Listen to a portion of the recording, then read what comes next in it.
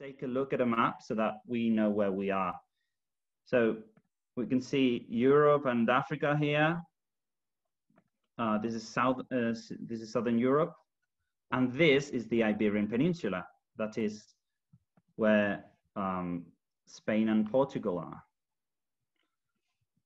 So that's Spain and that's Portugal. You can see France and Morocco as well. The Iberian Peninsula is surrounded by the Mediterranean Sea and the Atlantic Ocean. And inside Spain, there are many regions. One of them is this one here, which is my region. It is called Castilla-La Mancha, and there are 5 provinces in it. One of them is Albacete. So Albacete is surrounded, it's completely set in the Mediterranean climate. So during the summer, temperatures go really high, like 104 degrees Fahrenheit, so sometimes even more. And we barely get any rain. However, due to the continental effect, winters are humid and quite cold. So this climatic situation has modeled the ecosystems. So we can find many different habitats in Albacete. Here you can see the distribution of habitats in general. Farmlands, which are mainly plains, forests, different types of forests, tree plantations and stuff, some lakes, and hills and mountains. But where do birds live in Albacete? You can see there is a common linnet here. It's one of our smaller birds, and they're quite common. They're not easy to see because they're always on top of the trees, but during the winter they get together in flocks, and you can see them in open areas. So the first habitat is the plains. The most common ones are farmlands. So we get open areas with low vegetation during half of the year, where farmers cultivate oat, barley, and other grasses. Although vineyards and olive and almond groves are common as well. Sometimes there are small forests and patches of trees too. Here is a photo of the plain of La Mancha from my village. My village is on top of a hill, so you can see the whole plain land. Here many birds have found a place to live, such as the great bustard, one of our biggest flying birds. Here you can see a male great bustard. Right, so the second habitat that I would like to talk about is the Mediterranean scrubland. They are in between farmlands and forests, and we commonly find a typical Mediterranean scrubland with dwarf evergreen oaks, gorse, and greenweeds, junipers. So they are all very spiky shrubs. Very, very spiky shrubs. So many small birds, such as different old world warbler species, find shelter and food. You can see a Sardinian warbler here. This is a male Sardinian warbler. They're very easy to identify when they sing. As I said, it's a male. The females have a gray head.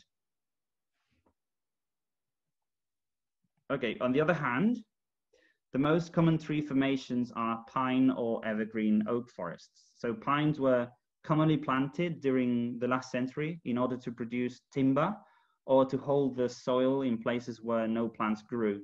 So they are very abundant now. We have four native pine species. The Aleppo one, so the Aleppo pine, the stone pine, the maritime pine, and the black pine. In this picture, you can see some stone pines, which are these umbrella-like trees, and the other ones are Aleppo pines. So pine seeds are very much appreciated by small birds, such as the crossbill and the European crested tit. But sometimes bigger birds like owls and raptors like to nest in the dense pine tree canopy. Right, evergreen oaks are one of the most common trees here. They create a very dense canopy when they grow together, very dark, and they produce acorns that are very valuable for birds like the European jay.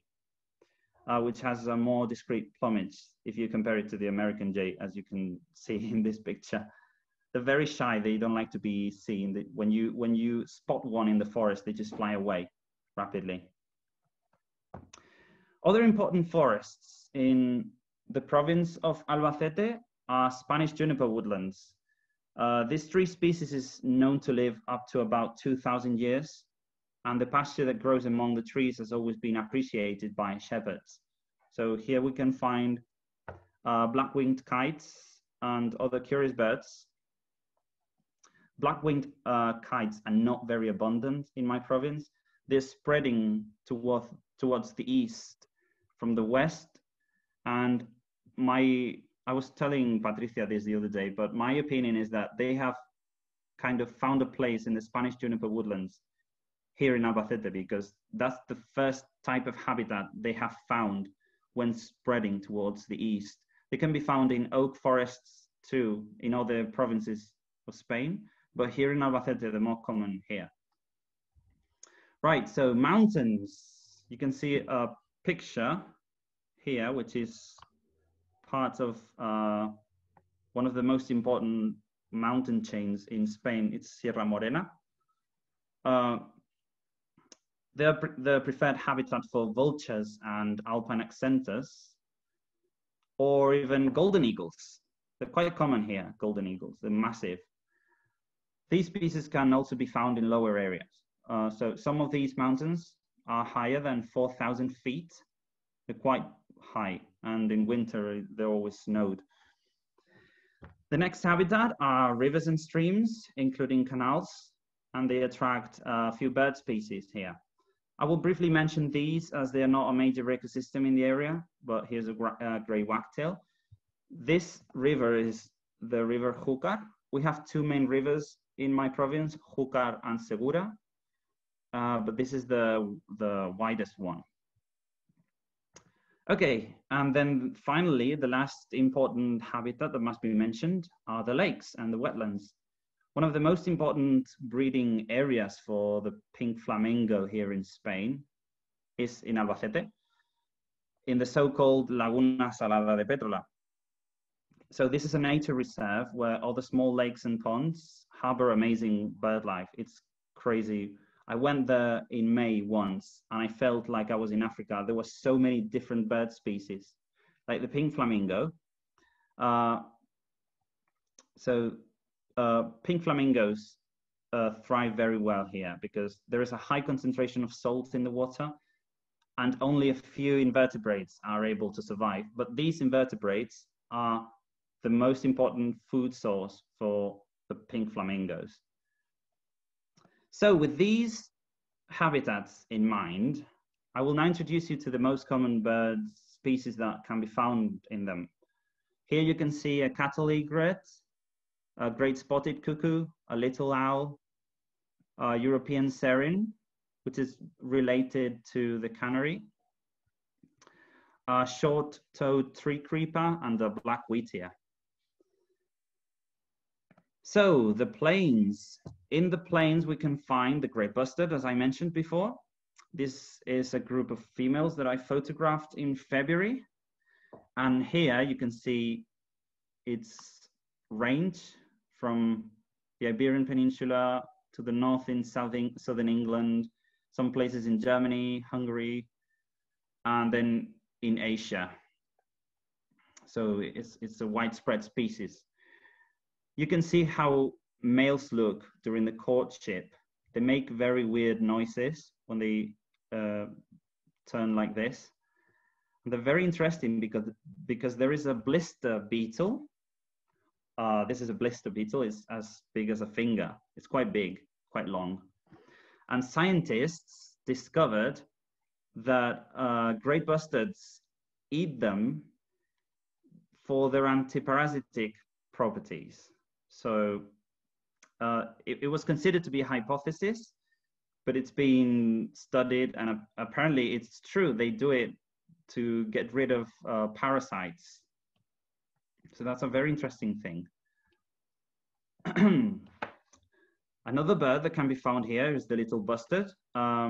it's quite small in comparison to the great bustard, and it's becoming quite endangered. I don't know why, but they're becoming quite rare to see. They used to be common, but not anymore, sadly. Other birds in the plains are the little owl. They like to nest in groups of rocks when farmers plow the farmlands. They group all the rocks together and little owls go in there. But they're very common to see, and they're not very shy. And this is a group of dotterels. Dotterels migrate from the North Pole to Northern Africa, and sometimes they stop in Spain. And yeah, sometimes they winter here as well. So dotterels. And other birds in the plains that you can find, Spanish sparrows. You can tell by the scientific name, it's a Spanish sparrow. And the European stone curlew. I didn't have a picture of it, so I used one of my drawings. So European stone curlews are very interesting birds. It's one of my favorite birds. They sing at dusk and early in the morning. Sometimes during the night, they just start singing in the middle of the countryside, and you wonder, oh, what's that? It's a stone curlew. The next habitat is the Mediterranean scrubland. Here we can find very exotic looking birds, like the European bee-eater. They just left Europe to Africa. Like 2 weeks ago, I couldn't see any more bee-eaters. They're very noisy, and they're specialized in eating birds and bees and wasps. Then another interesting bird is the great spotted cuckoo. What's interesting about this bird is that the adults come from Africa to Europe in February. They find magpie nests. The male distracts all the magpie colony while the female lays her eggs in each of the magpie nests. And then they just leave to Africa as early as, so they come in February and they might leave in April. And then their chicks just become part of the magpie colony. But magpies seem to know that they do this because they get triggered when they see a great spotted cuckoo. They just go after it. So we don't really know why it's not like they suspect it, but it looks like so. Other birds that we can find here are the hoopoe. It's got a crest on its head, and they can open it and close it depending on how they're feeling, basically. And they feed on little grubs and caterpillars that they find in the soil. Another bird that I showed you before is the Sardinian warbler. It's an old world warbler. And these are red-legged partridges. They're game birds, so hunters really love them, but you know, bird lovers are not very interested in hunting in Spain. Here we have, in the pine forests, we can see a picture of a short-toed tree creeper. They're very, very small birds. They just crawl up the trees, and they're quite difficult to see, but you always hear them. You always hear their call. And this is a red crossbill. I don't know if you get crossbills in North America, but they're very into pine seeds. They're specialized in opening pine cones, and they're interesting to see. They're quite shy too. And two other birds that we can find in the pine forests are the eagle owl. Again, I didn't have a proper photo of one, so I used one of my drawings. This is an eagle owl. It's one of the biggest owls in the world, and they're amazing to see. When you see one, or when you see one flying, you think it's an eagle, but it's not. It's an owl. And this is a smaller bird, a European chaffinch. Chaffinches are one of the most common garden and forest birds all over Europe, and they're quite colorful. This is a male. Females have the top of the head is brown or grayish. So this is more epic looking. Evergreen oak forests. We have the azure-winged magpie. It's endemic to Spain and Portugal. You can only find them here. But I'm going to tell you something about this bird after this slide, something quite interesting. And then we have the black vulture. Black vultures are quite rare in this part of Spain, but they're spreading towards the east, like the black-winged kite before. They always go with the other vultures, but they usually, when there is a dead animal, usually first we have the corvids, so crows and ravens and magpies. Then we have the griffin, the vultures, the griffin vulture, and the Egyptian vulture. And then the last one to come is the black vulture. And then if you're in certain areas of Spain, you get lammergeiers. So they're quite amazing birds. They're massive as well. So talking about the azure-winged magpie, there used to be one species, but with this difference in distribution, there are 9,000 kilometers from their Iberian habitat to their Asian habitat. And scientists thought that they were the same species. Nobody knows how this happened because apparently they come from an original species, but they decided that there were different species, but in between there are no related species, like none at all. And nobody really knows how this happened. It might be related to the climate changes during thousands of years, but nobody really knows how this happened. Okay, so the next habitat are the mountains. Am I going too fast? If I'm going too fast, just let me know. No, he's going well, I think. Okay.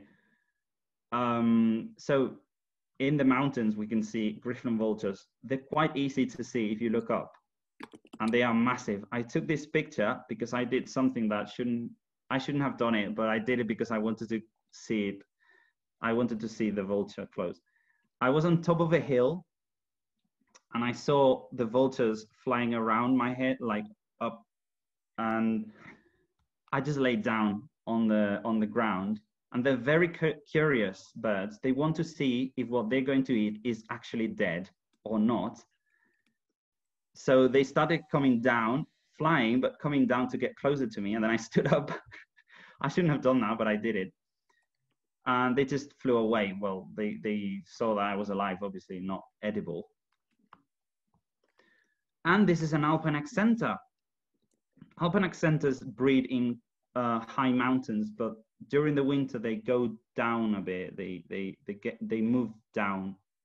So in my village where I live, there is a castle from the Middle Ages, and it's quite high on top of the hill. And these birds go there during the winter, and they feed on very little insects and other arthropods. For the next habitat that I would like to tell you about are the wetlands. We have two main wetlands in Albacete. The one that I told you about, the salt lake of Pedrola, and the other one are a group of lakes, freshwater lakes called Ruidera. So these birds can be found in both places. They're quite common. We have the black-winged stilt, which is the Eurasian version of your stilt. I know there is a stilt species in America. Here we can see an adult and a younger one. And this duck here is a shell duck. Shell duck comes from the Old English ornamented duck. So you can tell why it's called shell duck. This is a male. Males have a sort of a red bit on top of the beak, and males don't have it. Females don't have it, sorry. As I was telling you before, the pink flamingo finds a great place here to breed in Pedrola. So one of the most important flamingo colonies in Spain is here. Flamingos tend to breed closer to the sea in Spain, in the Mediterranean area, but here Nobody knows why. They must have found a great place to breed. And in 2007, bird watchers counted 400 flamingo chicks. And this changes every year. The population fluctuates up and down according to the level of water there is in the lake. But yeah, they're quite common to see from spring to early autumn. Sometimes in summer, they just disappear. They move to France or they move to Africa. They just do whatever they want, really. So that will be it for the birds part. But also, I would like to show you why having a nature notebook is a good idea. How to start, why doing it, and I'll show you some pictures of my own notebook or journal, whatever you want to call it. So I think that at this stage, we all know what a field or a nature notebook is. So briefly, it's just a smallish notebook where you write down your natural observations, and it's preferable to include sketches or drawings or of the wildlife that is being observed or studied. I consider that having a notebook is a very useful way to keep track of your observations. And of course, it's always easier to make lists on your mobile phone, because I do it too. When I see a bird or when I'm bird watching, I just type down all the bird names that I'm seeing. That's good too, but I think that having a small notebook where you can write and draw your observations is a great way to learn. It's a different way to learn from nature and improve your observation skills. Here you can see 3 pages of my notebooks. This big one here with the wasp, that's from the coast. So I saw this insect on a fennel flower. And this landscape here is a fossil coral reef from, I think it originated 6 million years ago or something like that. That's in a city called Alicante. I don't know if you've heard of it, but it's quite an interesting place.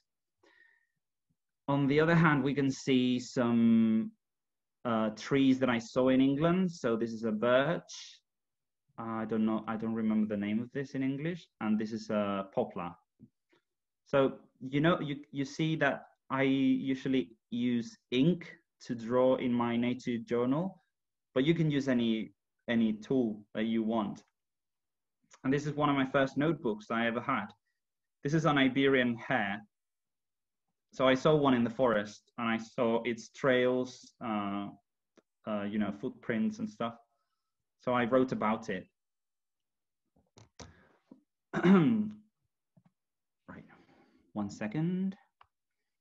Okay, so I started using a notebook as a young child because I saw that many important naturalists and bird watchers kept one, and I really wanted to be like them. So I got a few pieces of paper and stapled them together, and this is my first notebook ever. So I started with the most common urban animals like the sparrow, the European red squirrel that you can see in the park, earthworms, starlings. So I wrote the common and the scientific name, the date of the observation, and some random biological information. And now I realize that even though I was just imitating the older naturalists, I was actually getting certain skills to portray the wildlife that I was watching and getting to know my environment and the animals around me better. So the first thing that you need to dismiss if you want to start with a nature journal is that you are bad at drawing. You may think that art is not your cup of tea, but it's okay. My advice to you is that you try your best. And if you feel ashamed, do not worry. This is all for yourselves. You're just doing this to get better at it and to learn more about your natural environment. So some people might think, so they might draw better or worse than you, but it's okay because this is not a competition. This is all about learning and getting inspired and gaining knowledge about nature or birds. So important things to write down when you start journaling, when you start a nature notebook. So once you have a small notebook that is easy to take to the countryside or wherever, you don't need much to get started. I do my sketches with just a pen, a basic pen or biro, whatever. And if you go on a hike or even in your garden or your local park and you see some birds or flowers or mammals, insects, whatever, that you consider to be interesting, there is some basic information that you need to write down. And this includes the date and the location. That's extremely important. What was the weather like? Write it down. Was it sunny, cloudy, whatever? The name of the animal or the plant or whatever, if you know it. If you don't, it's okay that you add it later, that you write it down at home once you've had it identified. And of course, you will need to write down what you saw the animal was doing. So the behavior. Do you think the bird was migrating? Was the caterpillar feeding? Was the lizard sunbathing? It's up to you. Was the plant flowering or fruiting? Was it dead? And you can also write down your own impressions and opinions, perhaps even your hypothesis. I have two examples here of my notebooks. Here you can see a camel spider in the first picture. Camel spiders are not real spiders. They're not difficult to see here in Spain. They're arachnids, but they're not spiders, even though they're called camel spiders. So in this notebook, I wrote down about this particular individual, how I found it, where I found it. It was very sunny when I saw it. And I drew it from real life because I caught it in a small jar and then I released it back to nature. And you can see I wrote the name, the scientific name, the place, and the date, and the date. And in this part of my notebook, you can see two little bustards. The two males that I saw in the middle of the countryside, they were fighting. So this is a behavior that I observed and I wrote down about it and I drew it. So that's important to do it too. If you're nature journaling or if you're keeping a notebook, if you see a behavior that surprises you, write it down, because you never know. It might be the first time you observe that or humans observe that. It's always great to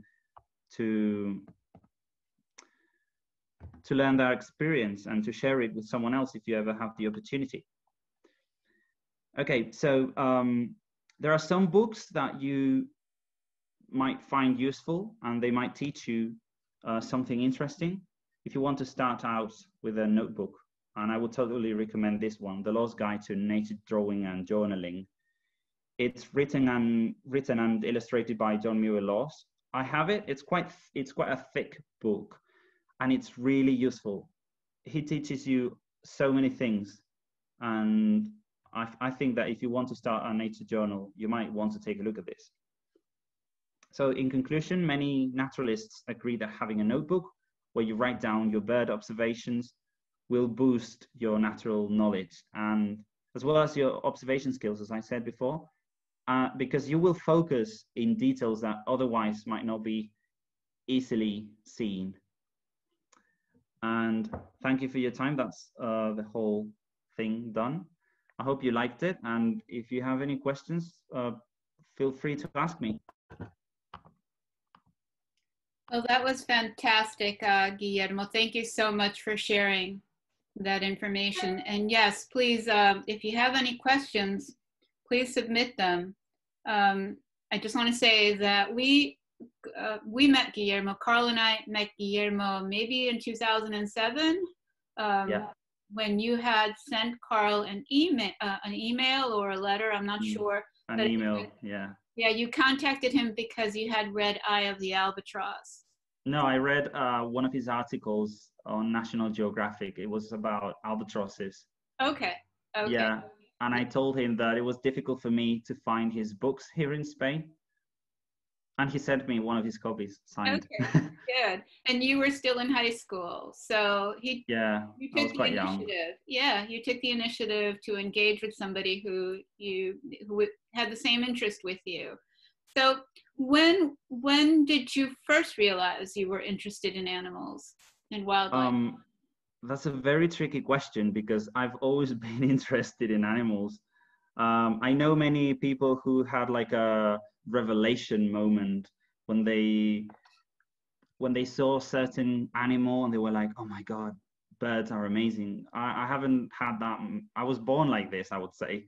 Okay. I don't remember a specific time when I realized that this is what I wanted to do with my life, to dedicate myself to nature. Sorry, that's the answer. Yeah, It's not that interesting. Well, you've just always had it. Mm-hmm. Yeah, I think my parents obviously encouraged me because they like nature as well. Not to a scientific level, but they respect it and they look after it and they like it. So especially my dad, he showed me what types of animals there were, and I just started showing interest in it, and that's how it all happened. Mm-hmm. Fantastic. So very interesting. Thank you, Margaret. All right. Well, any other questions? I'm going to see if I can share that screen again. I keep just getting this whiteboard that I'm going to see if there's anything. Oh, sorry. Do camel spiders really have 10 legs? I thought all arachnids have 8 legs. Yeah, they have 8 legs, like all arachnids, but they have 2 long leg-like structures. They use them to recognize the soil and to find their prey, but they're not actual legs. Sorry, I just saw this. I had to answer a phone call, so I missed the part on flamingos. What is their diet? They eat very small invertebrates, mainly crustaceans. They're called, I'll write it down, Artemia salina. And these little crustaceans give the flamingos their pink color because they're pink. So the flamingos eat the Artemia and they become pink as well. Sorry, that's it. Artemia salina. Okay, so it looks like it's going to give me an opportunity to share this. So let me just see if I can get here. Can you see my screen? Yeah.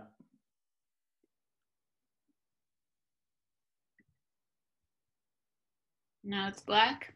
Okay, this is a little background and a beautiful video that was created by the Riboli Center, but background on the Four Harbors Audubon Society.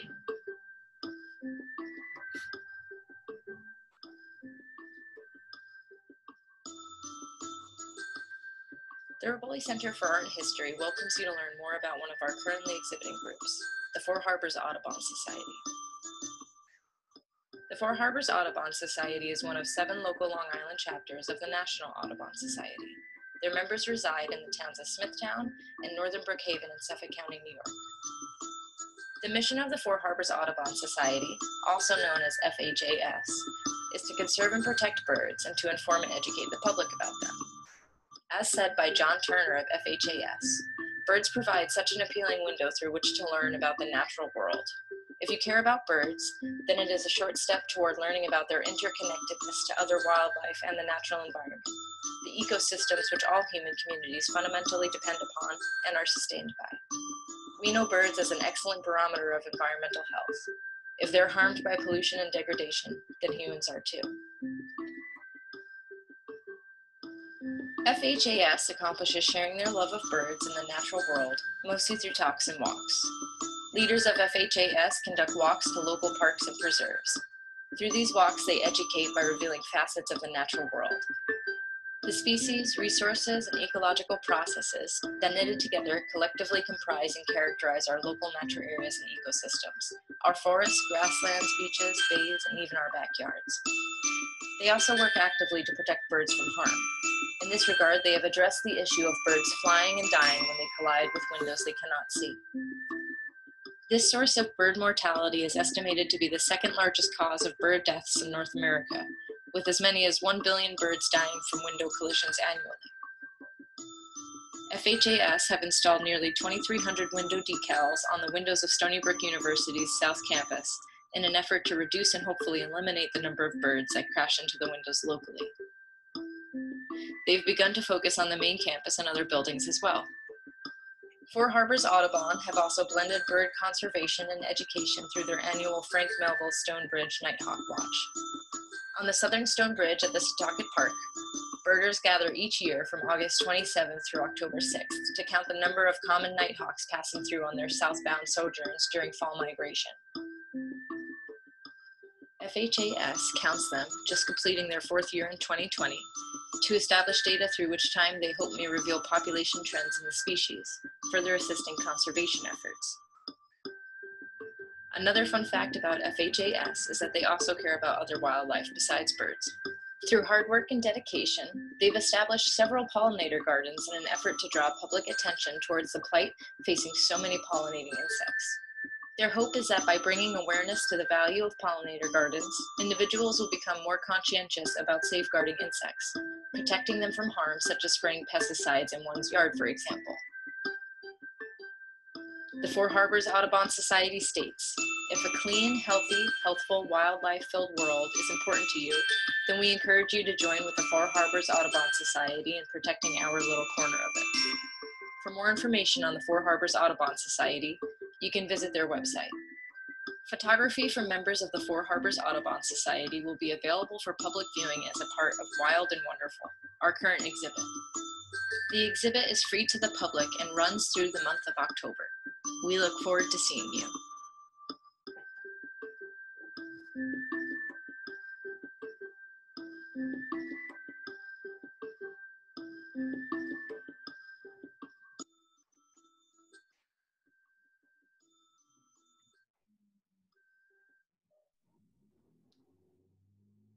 So that was supposed to be my introduction to you. Okay, stop sharing. All right, so anybody else have questions? And I want to see if I can get this, a poll up. Let me see. The question, no. That's not going to work. All right, well, that's not gonna work. If you've enjoyed this talk, please let us know. Please visit our sites. Four Harbors Audubon Society. Guillermo, you're at the Castilla-La Mancha Botanical Garden, and you're on Instagram, I know, the society. Do you have a website? Sorry? Do you have a website? I used to, but the link just, I had to pay it again and I didn't. So I have a blog where I write about my observations. If you want to, can I share it? Yes, please. It's all in Spanish, but I think it's easy to understand. All right, so take down the blog in the chat column and do check it out. So thank you, everyone. If there are no more questions, I really appreciate your participation. Carl just said if Guillermo would like to share his email address, perhaps someone else would like to communicate with him, or even have him do some bird guiding when COVID abates. Yeah, sure. This is my email if you want to contact me. Thank you, Carl. Because you can send questions, and there is an option here on Zoom. I'm not very used to this program. I just keep seeing everything late, sorry. So that's my my blog and my email if you ever want to contact me for anything. All right, well, great. Thank you so much, Guillermo. Thank you for giving me the opportunity. This is wonderful. All right. Thank you, everyone. Have a great day, whatever part of the world you're at. And have a wonderful weekend. And enjoy migration. I think there are birds migrating in Europe right now too, right? Yeah, the migration is just finishing. So we already have winter birds here. Okay. I was wondering, actually, I want to just go back. Do you have a lot of problems with window crashes?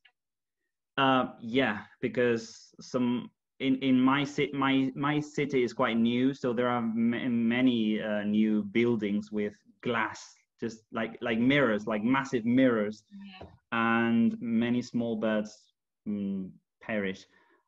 So in the botanic garden, I drew some bird silhouettes, and we cut them down and stuck them on the windows to avoid.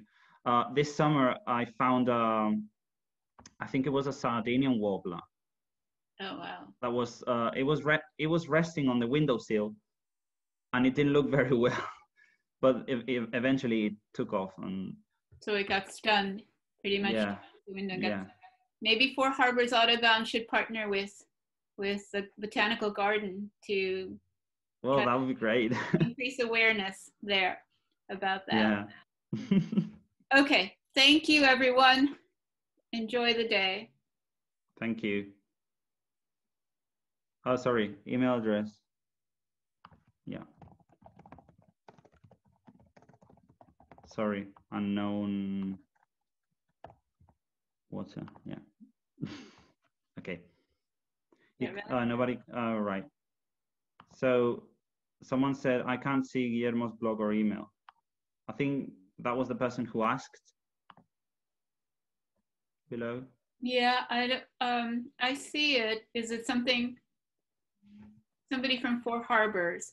I will share this. Okay. If you can't see it here. Great. All right. Gracias. Gracias. Buen día. Bye-bye. You too. Have a great day. Thank you. Thank you.